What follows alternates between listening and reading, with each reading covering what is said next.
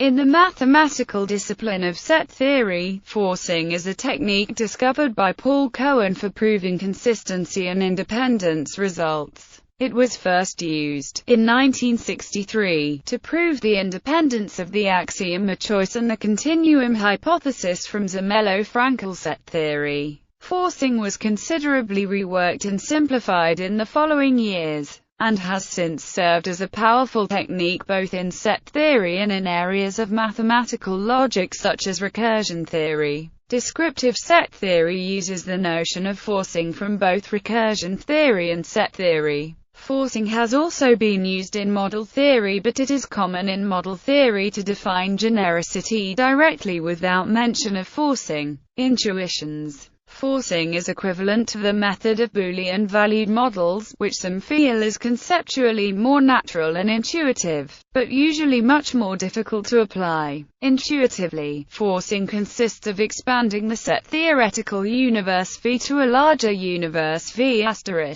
In this bigger universe, for example, one might have lots of new subsets of omega equals 0, 1, 2, that were not there in the old universe, and thereby violate the continuum hypothesis. While impossible on the face of it, this is just another version of Cantor's paradox about infinity. In principle, one could consider identify with, and then introduce an expanded membership relation involving the new sets of the form. Forcing is a more elaborate version of this idea, reducing the expansion to the existence of one new set, and allowing for fine control over the properties of the expanded universe. Cohen's original technique, now called ramified forcing, is slightly different from the unramified forcing expounded here. Forcing poses. A forcing poset is an ordered triple, whereas a preorder on P that satisfies following splitting condition. For all P, there are Q, Rp such that Q, Rp with no Sp such that Sq. The largest element of P is 1, that is, P1 for all Pp. Members of P are called forcing conditions or just conditions. One reads PQ as P is stronger than Q. Intuitively, the smaller condition provides more information, just as the smaller interval 3.1415926, 3.1415927 provides more information about the number pi than the interval 3.1, 3.2 does. There are various conventions in use. Some authors require to also be antisymmetric, so that the relation is a partial order. Some use the term partial order anyway, conflicting with standard terminology, while some use the term preorder. The largest element can be dispensed with. The reverse ordering is also used, most notably by Saharan Scheller and his co-authors. P-names associated with a forcing poset P is the class 5 of P-names. P-names are sets of the form U is a P-name and P-P-n. Using transfinite recursion, one defines name equals the power set of times P. Name equals name. Alpha less than lambda for lambda a limit ordinal, and then the class of P-names is defined by V equals name. Alpha as an ordinal. The P-names are, in fact, an expansion of the universe. Given xv, one defines x to be the p-name x equals yx. Again, this is really a definition by transfinite recursion. Interpretation. Given any subset G of P, one next defines the interpretation or valuation map from p-names by val equals val. Pg, U. Note that if one is in G, then val equals x. One defines G equals pp, so that val equals G. Example. A good example of a forcing poset is I, where I equals 0, 1, and Bohr are the Borel subsets of I having non-zero Lebesgue game measure. In this case, one can talk about the conditions as being probabilities, and a Bohr name assigns membership in a probabilistic sense.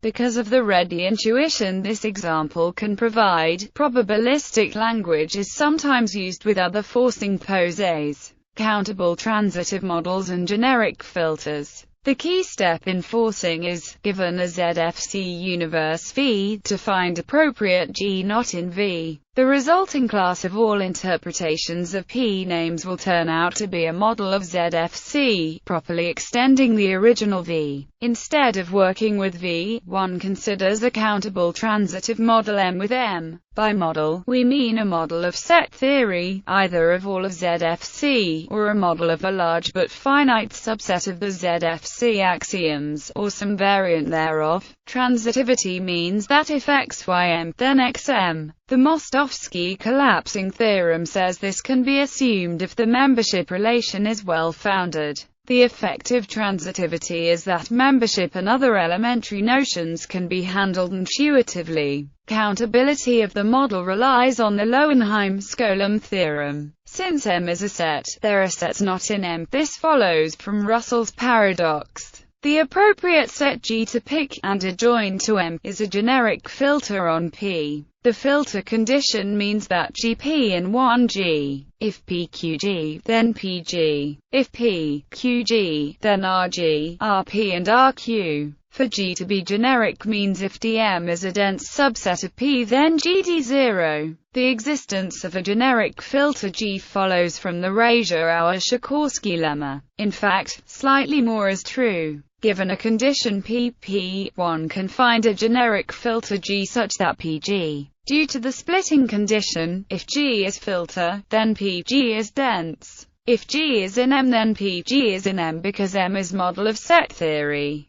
By this reason, a generic filter is never in M. Forcing. Given a generic filter GP, one proceeds as follows. The subclass of P names in M is denoted M. Let Mg equals val UM. To reduce the study of the set theory of Mg to that of M, one works with the forcing language, which is built up like ordinary first-order logic, with membership as binary relation and all the names as constants. Define P phi where P is a condition, phi is a formula in the forcing language, and the area names, to mean that if G is a generic filter containing P, then Mg phi val. The special case 1 phi is often written P phi or phi. Such statements are true in Mg, no matter what G is. What is important is that this external definition of the forcing relation P phi is equivalent to an internal definition, defined by transfinite induction over the names on instances of UV and U equals V, and then by ordinary induction over the complexity of formulas. This has the effect that all the properties of Mg are really properties of M, and the verification of ZFC in Mg becomes straightforward. This is usually summarized as three key properties.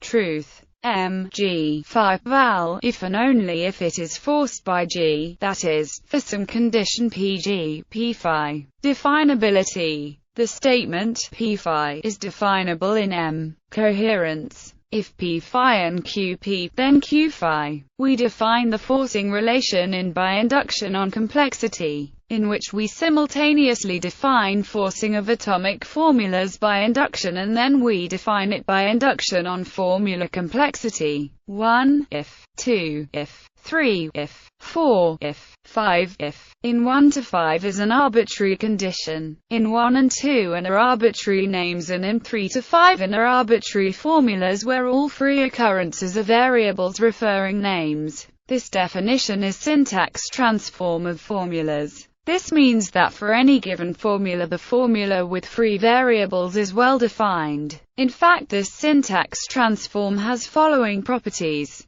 The bit of definition is existence of syntax transform with these properties. This definition provides the possibility of working in without any countable transitive model. The following statement gives announced definability, where means that is countable transitive model satisfying some finite part of axioms depending on formula. Consistency. The above can be summarized by saying the fundamental consistency result is that given a forcing pose at P, we may assume that there exists a generic filter G, not in the universe V, such that V, G, is again a set-theoretic universe, modeling ZFC. Furthermore, all truths in V, G, can be reduced to truths in V regarding the forcing relation. Both styles, adjoining G to a countable transitive model M or to the whole universe V, are commonly used. Less commonly seen is the approach using the internal definition of forcing, and no mention of set or class models is made.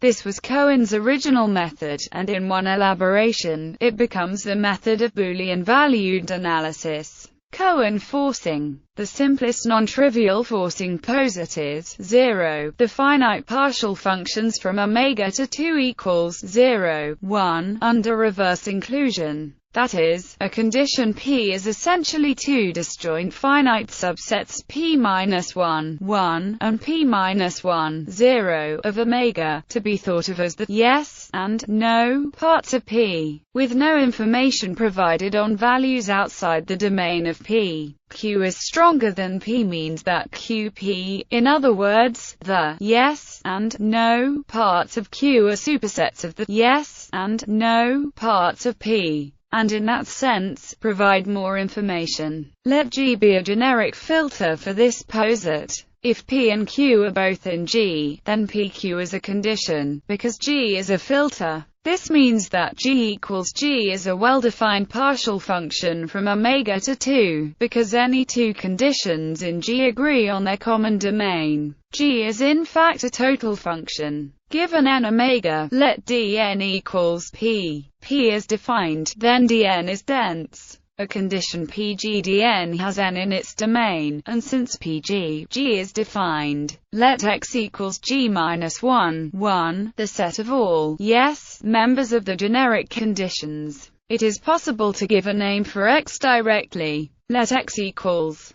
P equals 1, then val equals X. Now suppose A omega in V. We claim that XA, let dar equals P, n, ndom and P equals 1 if and only if NA, dar is dense. Then any PG dar witnesses XA. To summarize, X is a new subset of omega, necessarily infinite. Replacing omega with omega times omega 2, that is, consider instead finite partial functions whose inputs are of the form, with n less than omega and alpha less than omega 2, and whose outputs are 0 or 1, one gets omega 2 new subsets of omega. They are all distinct, by a density argument. Given alpha less than beta less than omega 2, let d alpha, beta equals P, n, pp, then each d alpha, beta is dense, and a generic condition in it proves that the alpha th nu set disagrees somewhere with the beta th nu set. This is not yet the falsification of the continuum hypothesis. One must prove that no new maps have been introduced which map omega onto omega 1 or omega 1 onto omega 2. For example, if one considers instead finite partial functions from omega to omega 1, the first uncountable ordinal, one gets in V, G, a bijection from omega to omega 1. In other words, omega 1 has collapsed, and in the forcing extension, is a countable ordinal. The last step in showing the independence of the continuum hypothesis, then, is to show that Cohen forcing does not collapse cardinals. For this, a sufficient combinatorial property is that all of the antichains of this poset are countable. The countable chain condition. An antichain A of P is a subset such that if P and Q are in A, then P and Q are incompatible, meaning there is no R in P such that RP and RQ.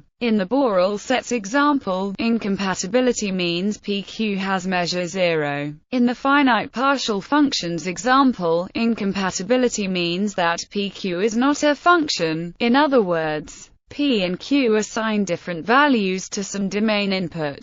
P satisfies the countable chain condition if every antichain in P is countable. It is easy to see that Bohr satisfies the C, because the measures add up to at most 1. Fin is also C, but the proof is more difficult. Given an uncountable subfamily W fin, shrink W to an uncountable subfamily W0 of sets of size n, for some n less than omega. If P equals B1 for uncountably many PW0, shrink to this uncountable subfamily W1, and repeat, getting a finite set and an uncountable family weak of incompatible conditions of size n-k such that every E is in at most countably many DOM for P weak. Now pick an arbitrary P weak, and pick from weak any Q that is not one of the countably many members that have a domain member in common with P. Then P and Q are compatible, so W is not an anti-chain. In other words, fin anti-chains are countable. The importance of anti-chains in forcing is that for most purposes, dense sets and maximal anti-chains are equivalent. A maximal anti-chain A is one that cannot be extended and still be an anti-chain. This means every element of P is compatible with some member of A. Their existence follows from Zorn's lemma.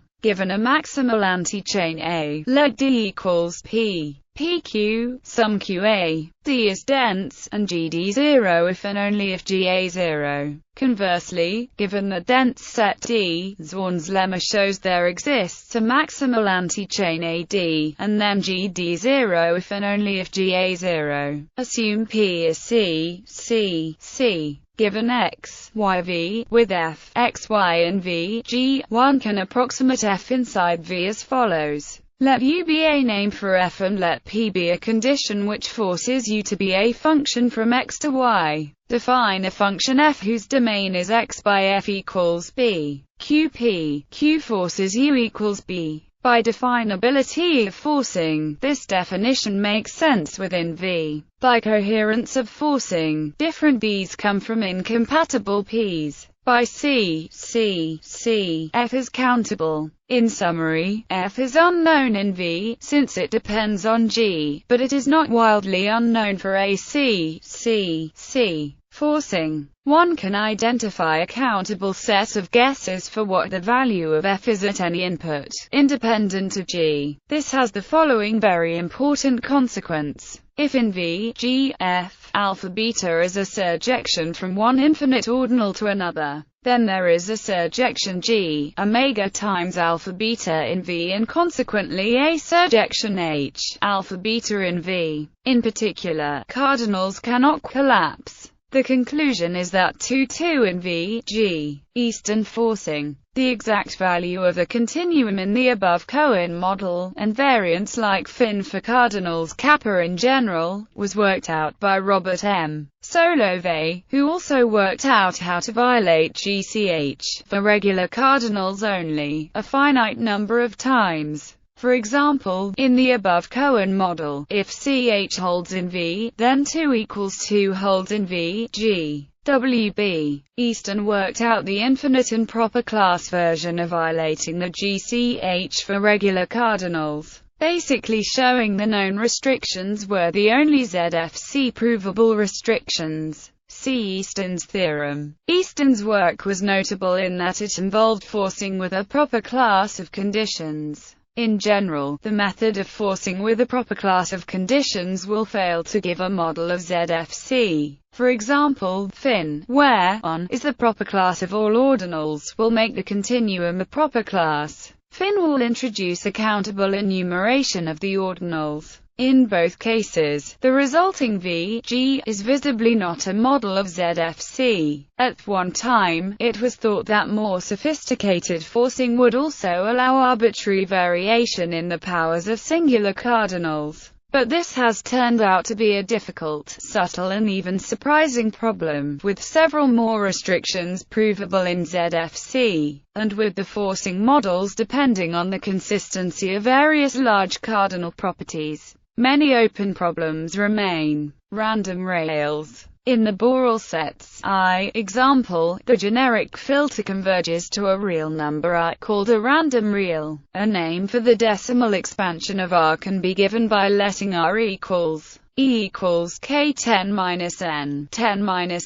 0 k less than 10 n. This is, in some sense, just a subname of G. To recover G from R, one takes those Borel subsets of I that contain R. Since the forcing poset is in V, but R is not in V, this containment is actually impossible. But there is a natural sense in which the interval 0.5–0.6 in V contains a random real whose decimal expansion begins 0.5. This is formalized by the notion of Borel code. Every Borel set can, non-uniquely, be built up, starting from intervals with rational endpoints and applying the operations of complement and countable unions, a countable number of times. The record of such a construction is called a Borel code. Given a Borel set B in V, one recovers a Borel code, and then applies the same construction sequence in V, G, getting a Borel set B***. One can prove that one gets the same set independent of the construction of B, and that basic properties are preserved. For example, if B C, then B** C**. If B has measure 0, then B** has measure 0. So given R, a random real, one can show that G equals B, R B**. Because of the mutual interdefinability between R and G, one generally writes V, R, for V, G. A different interpretation of rails in V, G, was provided by Dana Scott. Rational numbers in V, G, have names that correspond to countably many distinct rational values assigned to a maximal anti-chain of Borel sets. In other words, a certain rational valued function on I equals 0, 1. Real numbers in V, G, then correspond to Dedekind cuts of such functions, that is, measurable functions. Boolean valued models. Main article. Boolean valued model. Perhaps more clearly, the method can be explained in terms of Boolean valued models. In these, any statement is assigned a truth value from some complete atomless Boolean algebra, rather than just a true, false value. Then an ultrafilter is picked in this Boolean algebra, which assigns values true, false to statements of our theory. The point is that the resulting theory has a model which contains this ultrafilter, which can be understood as a new model obtained by extending the old one with this ultrafilter. By picking a Boolean valued model in an appropriate way, we can get a model that has the desired property. In it, only statements which must be true will be true, in a sense. Meta-mathematical explanation. In forcing, we usually seek to show some sentence is consistent with ZFC. One way to interpret the argument is that we assume ZFC is consistent and use it to prove ZFC combined with our new sentence is also consistent. Each condition is a finite piece of information. The idea is that only finite pieces are relevant for consistency. Since by the compactness theorem a theory is satisfiable if and only if every finite subset of its axioms is satisfiable, then, we can pick an infinite set of consistent conditions to extend our model. Thus, assuming consistency of set theory, we prove consistency of the theory extended with this infinite set.